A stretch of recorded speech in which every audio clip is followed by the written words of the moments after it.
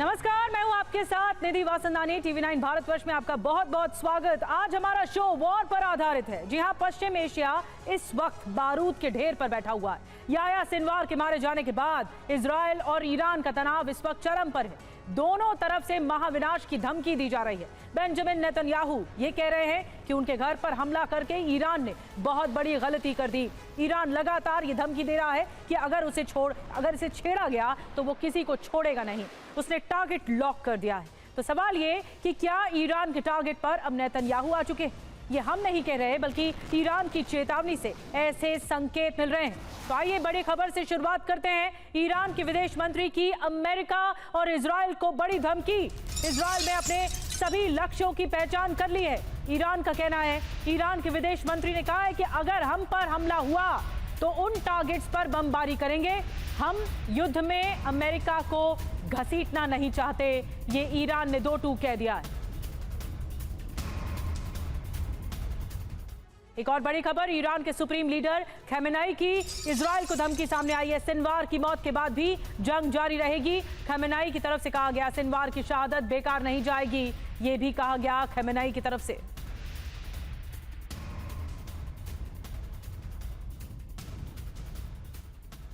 एक और बड़ी खबर, इजरायल के टारगेट पर ईरानी परमाणु ठिकाने भी आ चुके हैं।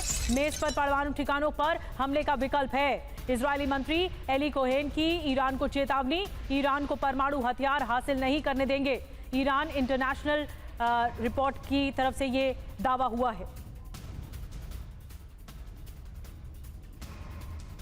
और हमारे साथ दो खास मेहमान इस वक्त जुड़ गए हैं और ज्यादा चर्चा के लिए major general retired Brajesh Kumar ji हमारे साथ जुड़ रहे हैं डिफेंस एक्सपर्ट के तौर पर। रिटायर्ड एयर वाइस मार्शल पीके श्रीवास्तव जी हमारे साथ जुड़ रहे हैं डिफेंस एक्सपर्ट के तौर पर। सबसे पहले ब्रजेश कुमार जी, मैं आपके पास आ रही हूं। जिस तरह की धमकियां सामने आ रही हैं, अब तो ये हेड ऑन वॉर स्टार्ट हो गया है, क्योंकि ईरान ये ठान कर बैठा है कि उसका एकमात्र टारगेट नेतन्याहू है। लेकिन इजरायल की तरफ से ये पलटवार है जिसकी धमकी ये साफ है कि परमाणु हमले भी किए जा सकते हैं। इजरायल भी चुप नहीं बैठेगा।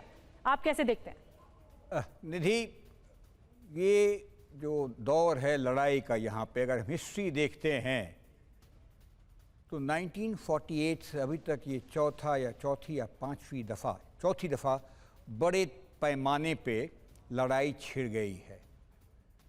पहले जितनी लड़ाइयाँ हुई थी वो 6 दिन, 10 दिन, 12 दिनों में निपट गई थी। और इजरायली अकेले सीरियंस के साथ में, लेबनीज़ के साथ में, जॉर्डन के साथ में और सबसे ज़्यादा पावरफुल इजिप्ट के साथ में लड़ाई करके उनको ख़त्म कर चुका था, उनको जीत हासिल कर चुकी थी। ठीक है सर। मगर ये देखते हैं पिछले करीब 74 के बाद में, यौम किपर वॉर के बाद में, लड़ाई की जो दिशा भी है वो थोड़ी बदल गई है।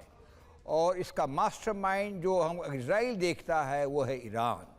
और ईरान जिसकी बाउंड्री नहीं है इजराइल के साथ में, मगर खार खाए बैठे हैं, क्योंकि इजराइली ने इनको न्यूक्लियर वेपन बनाने के लिए कई तरह से फिजिकली, साइंटिफिकली और कई तरह को रोक लगाई।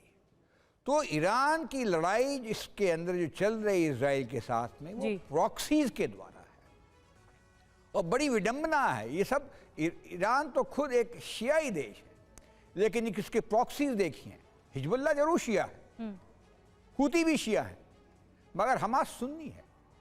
तो ये जो देख रहे हैं, जो समीकरण होता है या एक तरीके। लेकिन अब तो सर ये जो युद्ध है वो खुलकर सामने आया। याह्या सिनवार की मौत के बाद ऐसा लग रहा है ईरान ने इसे पर्सनली अपना डैमेज समझा है और इसीलिए वो और ज्यादा इजराइल पर युद्ध करने की आशंका के तहत है और आगे बढ़ेगा। एक और बड़ी खबरें आऊंगी सर आपके पास, श्रीवास्तव सर आपके पास। हिजबुल्लाह में इजराइल का इस वक्त खौफ है। Deputy secretary general Naeem Qassam Iran भागे हैं। मारे जाने के डर से नईम कासेम फरार हैं।